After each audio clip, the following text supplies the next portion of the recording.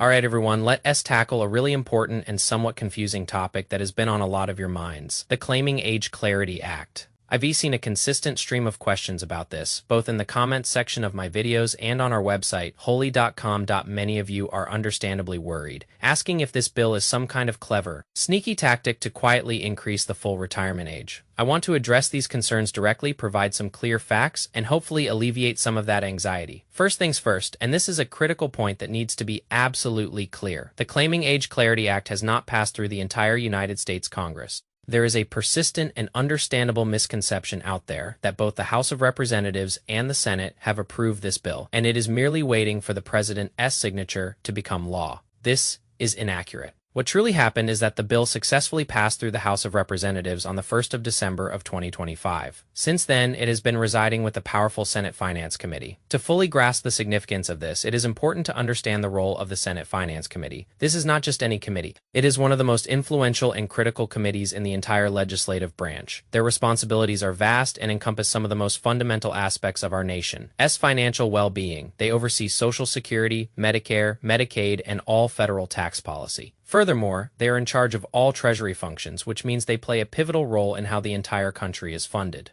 Trade policy also falls under their purview when you consider the immense scope and weight of these responsibilities. It becomes abundantly clear that this committee is not only incredibly powerful but also perpetually engaged and busy, especially in today's complex political and economic landscape. So, to reiterate for absolute clarity, while the bill did clear the House, it has yet to navigate the full legislative process, meaning it has not been approved by both chambers of Congress. Now, let us delve deeper into what this bill actually proposes and why it has generated such apprehension. At its core, the Claiming Age Clarity Act is fundamentally a renaming bill. Its primary objective is to standardize and update the terminology used to describe various Social Security claiming ages, aiming for what its proponents describe as greater clarity. For instance, the term currently known as the early eligibility age would be rechristened as the minimum benefit age, the full retirement age. A term that is widely recognized and understood by many would be replaced by the standard benefit age. Additionally, the concept of delayed retirement credits would be rebranded as the maximum monthly benefit age. In essence, the bill proposes new labels for existing concepts and benefit structures within the Social Security system. This renaming exercise naturally leads to a very legitimate question: why bother? Why would legislators dedicate time and effort to simply changing names unless there was an underlying, perhaps hidden agenda? The suspicion that something sneaky might be at play is a valid one, and it is rooted in historical precedent. If we look back through the annals of legislative history, we can certainly find instances where bills, regardless of their partisan origins, were given names that did not fully or transparently reflect their true contents or implications. Sometimes significant, even controversial provisions were embedded within seemingly innocuous legislation. This tactic has been observed repeatedly over the past 5 decades, and it is completely understandable that people today might approach such legislative endeavors with a degree of skepticism and caution. However, in the specific context of the Claiming Age Clarity Act, I am inclined to believe that this is likely not a surreptitious attempt to increase the full retirement age. Allow me to elaborate on the reasoning behind this perspective. Firstly, a highly significant aspect of this bill is its bipartisan sponsorship. It was notably co-sponsored by a Democrat Representative Val Hoy from Oregon and a Republican Representative Aaron Bean from Florida. This cross-party collaboration is a crucial indicator when a piece of legislation garners support and sponsorship from members of both major political parties. It often signals a different kind of legislative process compared to bills that are driven purely by partisan interests. This bipartisan effort tends to suggest a shared understanding and agreement regarding the bill's stated objectives, rather than a hidden controversial aim that would typically be met with staunch opposition from one side. Secondly, and perhaps even more compellingly, the Claiming Age Clarity Act has received support, or at the very least, positive commentary, from AARP. AARP is an extremely powerful and influential advocacy group that represents millions of older Americans. While I cannot definitively state that AARP has thrown its full organizational weight behind every single clause and word of the bill, their public statements regarding it have been consistently favorable, or at the very least devoid of any negative criticism. AARP is renowned for its vigilant protection of seniors' financial interests, especially when it comes to Social Security. The fact that an organization with their reputation for safeguarding seniors' benefits would offer any form of endorsement or favorable comment on this legislation strongly suggests that they perceive it to be either genuinely beneficial or, at a minimum, not detrimental to the population they serve.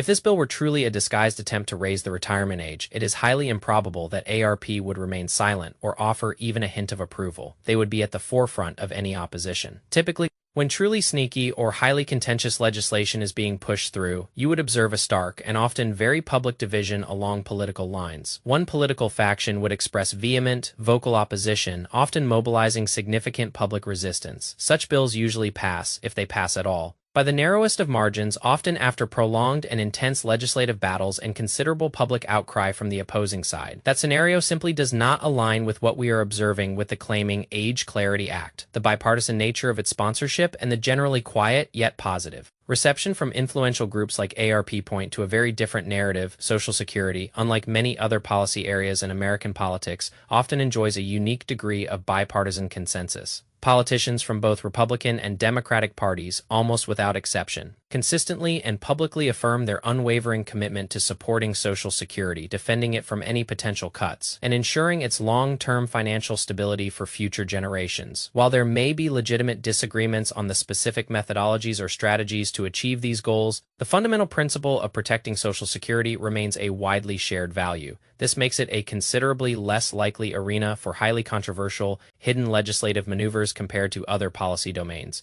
where partisan opinions are much more sharply divided and fiercely contested. The presence of bipartisan support for this bill from its very inception is profoundly telling. When a piece of legislation manages to garner such broad agreement and cooperation in Congress, it often indicates a recognized and shared need to accomplish something. For elected officials, being perceived as productive, successfully guiding bills into law, or at least facilitating legislative progress, is a crucial aspect of their work and often highly valued by their constituents. Even if a bill primarily involves what might seem like a mere change in terminology, successfully navigating it through the legislative process can be viewed as a tangible accomplishment demonstrating a commitment to action. It is important to note that this type of legislative activity involving seemingly minor yet broadly agreeable adjustments frequently goes unnoticed by the broader public. Should this bill successfully pass the Senate and subsequently receive the President's signature to become law, you can absolutely expect a flurry of communications from its proponents. These messages will undoubtedly emphasize how the bill aims to enhance clarity and simplify the sometimes complex terminology associated with Social Security, presenting it as a beneficial measure designed to help Americans better understand and navigate their benefits. Does the bill present some valid points regarding clarity? Absolutely. Any endeavor to update or standardize complex terminology carries with it the inherent possibility of either enhancing understanding or, conversely, introducing new forms of confusion. How individuals react to such changes will naturally vary. Will changing the early eligibility age to minimum benefit age significantly alter someone's perception of their options or their decision-making process? Perhaps will redefining full retirement age as standard benefit age meaningfully shift how individuals conceptually approach their retirement timeline? It is certainly possible. However, for those individuals who diligently research, read, and thoroughly understand the intricate underlying mechanics and rules of the Social Security system, the ultimate impact of these name changes on their informed decisions will likely be minimal. Yet, it is also important to acknowledge that a significant portion of the voting public, when confronted with complex financial decisions such as when to claim Social Security, can sometimes be influenced more by emotional responses or a superficial understanding rather than by a deep,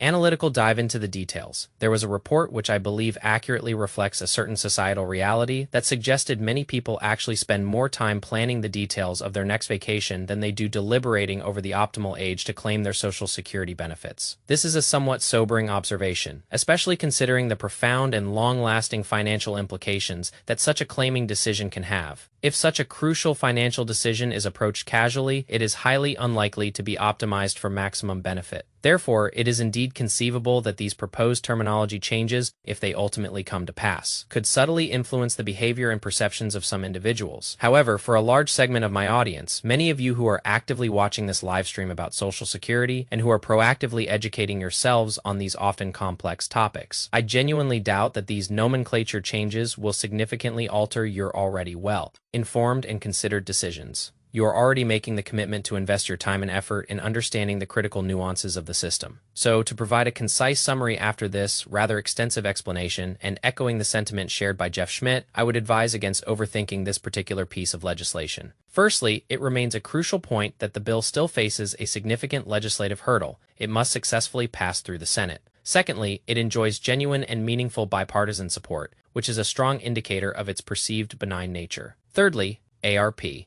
A highly influential and trusted advocate for seniors has either explicitly supported the bill or at the very least has not voiced any negative criticism towards it, which is a powerful testament to its likely intent. Ultimately, I do not foresee this bill evolving into a major point of concern regarding a hidden agenda, while a complete assessment of its long-term impact can only be made with the benefit of hindsight, perhaps a decade from now. I firmly believe that there is no realistic or plausible scenario where this Claiming Age Clarity Act could serve as a clandestine mechanism to suddenly implement an increase in the full retirement age in the near future. Such a fundamental and impactful change simply cannot be snuck through the legislative process without massive public awareness and outcry. The American electorate, particularly the approximately 57 million individuals currently receiving Social Security benefits, constitutes an incredibly potent and engaged political force. If such a significant adverse and unwelcome change were ever attempted under the guise of something else, this massive voting bloc would undoubtedly mobilize and make their voices heard at the ballot box. And 57 million votes possess the undeniable power to profoundly and negatively impact the political careers of many elected officials if such deeply unpopular and detrimental decisions were to be made. Therefore, my rather detailed and hopefully comprehensive answer is that I do not believe there is any genuine reason to worry about the Claiming Age Clarity Act being a covert means to raise the full retirement age. I must always include the caveat that I could be mistaken, as legislative processes can be unpredictable. However, a significant amount of legislative progress, including securing the full support of the powerful Senate Finance Committee, would first need to occur before this bill could even reach a final vote on the floor of the Senate. This provides ample opportunity for further scrutiny and public engagement,